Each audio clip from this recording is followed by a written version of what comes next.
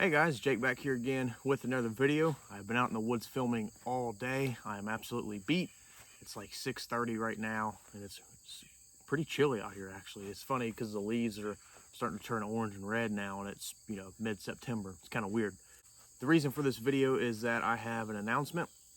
We are going to be doing a modern survival skills course November 10th through the 12th. So that is the second weekend of November. I'm going to be doing it with my two good buddies, Paul Hack from Adaptable Survival and Tony Powers from Dirtbound Survival. Two really good friends of mine. We used to teach together. So for that class, if you go on the website, if you look, it has the gear list, location, all that stuff. But I figured I would do just a real quick video kind of on the gear list itself. That way there's no confusion for this class. So if you do sign up and you're watching this video, you'll kind of know what to bring. And I've also had quite a few questions about, what they're allowed and what they're not allowed to bring, all that good stuff. So I'm going to move the camera down here and I'm going to show you what you can bring. All this stuff fits in a really small backpack. I've been carrying this all day. This is just like a 12-liter Kafaru pack, and I actually have a lot more stuff in here than just the gear list because I've been filming all day. So just stuff I needed to film, other equipment, all that good stuff. So I'm going to move the camera down here to this picnic table and then we'll get going. Okay, so the first thing that is on the list is a knife. Now, what it says on the list is just a fixed blade knife. I don't care if you bring a full tang knife. I don't care if you, don't bring a full tang knife. I don't care if you bring, something like this, but you want something about as wide as your hand or so, and something that has a 90-degree spine. It's about my only specifications on it. It's about our only specifications on it. It doesn't have to be high carbon steel. It can be stainless. It can be, a $15 Mora. It could be a $200 knife like this one. Not real picky about it. Just bring some sort of fixed blade knife. Next up is some sort of Swiss Army knife. Now, on the website, it specifically says Swiss Army knife. In reality, we don't care if you bring a Swiss Army knife or a multi-tool. Just make sure whatever you bring has some type of saw on it, small saw. Just like this one right here. For those of you wondering, this is the Outrider edition of the Swiss Army knife. It's got the locking blade. It's not as big as the Ranger, but it's not, super small either. It's perfect size for me. I like it because it has scissors for fishing.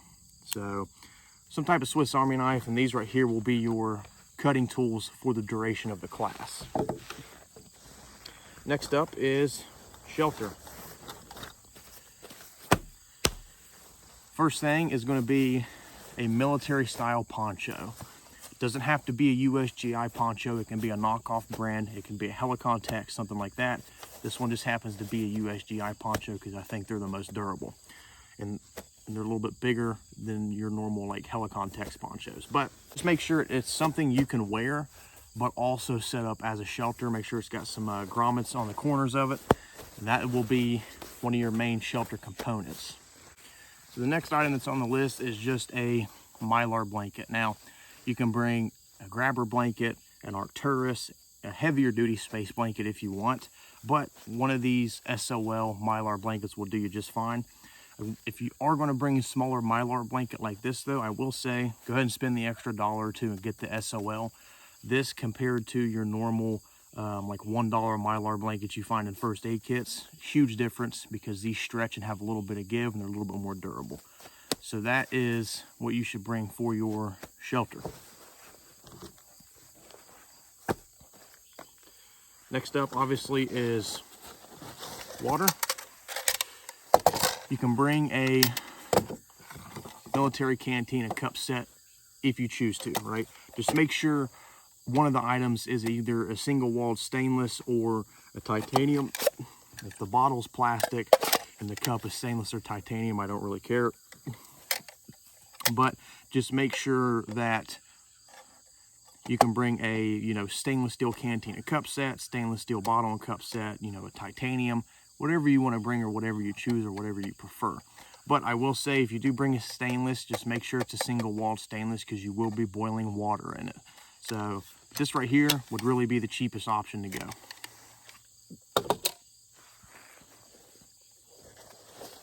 Next up is cordage. So two different types of cordages on the list. There is 50 foot of 550 paracord. Just make sure you have So just make sure you have about 50 foot of that. And then there is 50 foot of number 36 bank line, okay? It's really all that we have on there for cordage. You don't need an entire roll, really. If you want to bring something like that, you can. We know we're not going to discriminate against it. But just make sure you at least have 50 foot of each of these items. Next up is going to be a headlamp with spare batteries. Now, you can bring a rechargeable headlamp. If you want to bring a brick to recharge your phone and your headlamp, you can bring all that. But just make sure if you do bring a headlamp that takes batteries, bring a couple extra sets of batteries with that headlamp. That way you can change it in and out. Next up is going to be fire. Now, I just have these for examples up here. So, first thing you want to bring is some sort of ferrocerium rod. This is a 3-inch by 3/8 inch ferro rod. I have a little striker with it. It does really well with this striker. But bring some sort of ferro rod. I don't care if it's a Strike Force or, you know, a 6-inch by 1/2 inch ferro rod. I don't care if it's something as small as something like this, where you can just put it around your neck, okay? Bring whatever ferro rod you have. And if it has a striker, you can bring the striker with it too. If it doesn't, you'll have to put a 90-degree spine on your knife or use the saw on your Swiss Army knife or multi-tool. So some type of ferro rod. Along with that, you're going to want to bring a Bic lighter, right? I tell people Bic because they really work best for what we do. And I would say, you know, spend the extra $1 or $2 at the gas station just for a real Bic lighter. If you want to throw one in your pack and then also have one in your pocket, we're fine with that too. But just a Bic lighter. Along with that, some type of emergency fire starter. We don't care if it is, you know, cotton balls and Vaseline like this. We do not care if it's wet fire or any type of fire plugs, any of that stuff, whatever you prefer. Just don't bring, you know, a huge amount of it. If you have wet fire cubes, bring a couple cubes. Or if you have, you know, something like fire plugs, bring a few plugs. Or if you have cotton balls and Vaseline, just bring a small baggie. So we've got fire starting out of the way. Next thing you're going to want to bring is some type of compass. Now, we tell people either a Sunto or a Silva. They're really the best in my opinion. But you're going to want something that has a sighting mirror on it with a movable bezel ring that has degree readings, okay? Something like a Sunto MC2, like this one, works phenomenally. They're extremely accurate. I've never had a problem out of them. So I would recommend just spending the money and getting a decent little compass, okay? And you'll use it for a really long time afterwards. Also with that, just a simple set of pacing beads, all right? You're also gonna need a notebook with a couple pens or pencils, okay? So I don't care what kind of notebook you bring. I recommend like something like Write in the Rain, something that's waterproof, because here in Ohio, early November, typically, or mid-November, it's typically either raining, snowing, or sleeting 24/7, it seems like. So I'd recommend some type of waterproof notebook. Next up, just a small 1-inch roll of Gorilla duct tape. Actually, it doesn't even have to be Gorilla brand, just a small 1-inch roll of duct tape, whatever you like to, you know, use or, you know, bring. Just make sure it's a 1-inch roll. It's nice and small, all right? No need for a big 2-inch roll. So that is the equipment list. That is all that you really need to bring for the equipment list for the class. So all this stuff is fairly compact, right? We got a small case in here that goes in the back of my Kafaru pack. I think it's really built for like eyeglasses and stuff like that.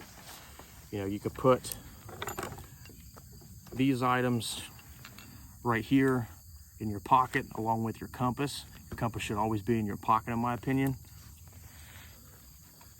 So put that.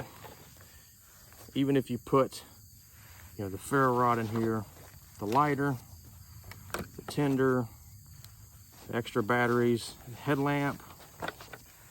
Let's do the compass. Most people, classes typically carry their notebook on them. You throw your pencil in there, your Gorilla tape, Actually, the grill tape may not fit. So we fit the bank line in there. Just like that. So as you can see, a majority of this stuff will fit in a small eyeglass case just like this. With a few items, of course, the knife would be on your body. So that right there is the equipment list for the class. Okay guys, so that's the equipment list for the class. And if you want to see more details about the class, you can go to buckeyebushcraft.com. I'll leave a link in the description box below. This is not a whole lot of stuff. We don't really care what brands you bring or use or any of that mess, but it is definitely small enough to where you can put it in some type of small backpack like this one. You see I've got some other stuff in there because I've been filming, but a small backpack like this one or an admin pouch and be good to go. Something else you're going to want to bring to the class if you do decide to come is any medications that you take, okay, on a day-to-day basis, whether it's for a heart condition or, you know, something of that nature. If you have migraines frequently, like I do, if you want to bring your migraine medication, you need to have that stuff with you. Also, if you are allergic to anything like bees, you need to bring your EpiPen with you if you have one. After we meet the students at a meetup location that's on the website, they will follow us out to the school property, and then from there we will basically, anybody that's camping on Friday night, we're going to give them an opportunity to set up their camps for about 45 minutes or so, and then after that we're going to start the first evolution of training. So what I will say is put your gear list in a separate backpack from your camping equipment. Whatever camping equipment you bring, whether it's a tent, a hammock, what have you, you know, cooking equipment, all that good stuff. Just separate it from your gear list. That way it's a little easier to manage. Something else you're going to have to bring is some type of food. We recommend MREs, Mountain House meals, something you can eat on the fly, snacks, protein bars, all that stuff. There are porta pots available on site, so you can use the bathroom, and there is fresh drinking water on site, and that way you don't have to worry about bringing that. Also, be sure you dress properly for the environment, right? Look at the weather before you come. So again, real simple and easy gear list. Doesn't have to be super expensive. We did it that way for a reason. We believe you don't have to have the latest and greatest equipment for training, right? You should be able to work with what you have and what you can afford. If you want more details, you can go check out the class on the website, buckeyebushcraft.com. Again, like I said, I'll leave a link in the description box below. It's going to be a really fun class. We all hope to see you there. It's going to be a blast. We're going to get a lot of good training in. So you can go there to sign up if you're interested in training. We really hope to see you there. It's going to be a lot of fun. We're going to get a lot of training done. Again, I was out here all day filming videos for you guys, so I've got probably 7 or 8 videos filmed just from today. So there are a ton of good videos that I'm going to be releasing in the coming week.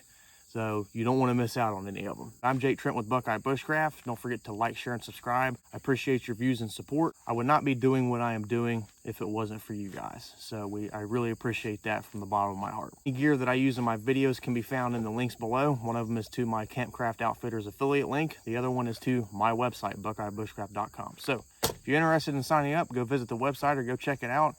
Appreciate you guys watching. See you in the next one.